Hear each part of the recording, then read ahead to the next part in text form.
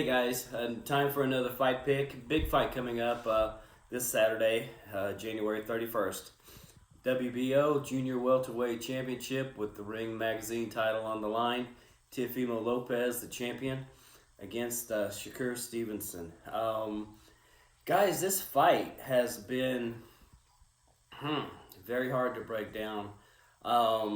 Kind of first of all, the Vegas odds: Shakur Stevenson is at a minus 330, and Teofimo Lopez, depending on the board, is either a plus 250 or even a plus 270 in some areas. Shakur Stevenson, you definitely have to say the smart money and the wise money is correctly on him. Just a phenomenal strategist, phenomenal concentration in the ring. I can't really say anything that hasn't been said before. Just he is more of just the supreme stylist in how he goes about his business. Teofimo Lopez, very athletic, very explosive, high boxing IQ as well. This should be a very, very intriguing fight, and it was a very difficult fight to break down. Looking at the aspects and how both fighters could win, Shakur Stevenson, I think Shakur Stevenson, he excels in just any range. He excels on the inside, he excels at mid-range, and he certainly excels outside as well. It's kind of a misconception, the style of Stevenson, because he fights more in a mid-range rather than being just an outside moving, running boxer. He is very complete in that mid-range line. Teofimo Lopez is kind of more a mid-range fighter, but just extremely quick reflexes, more of a wild card, so to speak, in his style. I think, of course, there are two scenarios, two different winners.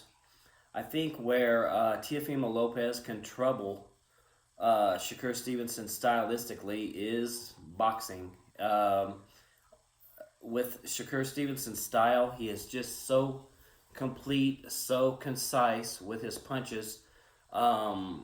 Excellent defense, excellent movement, just very slight, economical movements. There was a quote a long time ago that I read from a Mr. Ron Lipton back in the old cyber boxing zone days, for you boxing nerds out there. And he was describing whenever he was sparring Luis Manuel Rodriguez, and he said it was like trying to hit a sheet in the wind, and that's what Shakur Stevenson's style reminds me of, is just trying to hit like a sheet flowing in the wind. The body movement is so concise and economic, and his punches are also concise and economic. I can see Stevenson actually walking towards Lopez and attempting to walk Teofimo down, where Lopez is going to offer, I think Lopez, from an athletic standpoint, from a point of being explosive, he is the most explosive opponent Stevenson's fought since Stevenson fought De Los Santos. And with that opponent, Stevenson moved quite a bit. He respected De Los Santos' power. He respected his explosiveness. And so I think that will come to pass in this fight. I think that Lopez will stay on the outside. I think he will attempt to get Shakur Stevenson's respect early and then stay on the outside. And I think depending, it's a very tough fight to score, and there will be certainly ebbs and flows. But with boxing, a lot has to do with lasting impressions. And it's not necessarily right, but boxing is a very, very subjective sport. And Teofimo Lopez, if he attempts to take a page out of the Sugar Ray Leonard playbook, he will attempt to steal rounds in the last 30 seconds with throwing punches, making Shakur Stevenson either back up or cover up.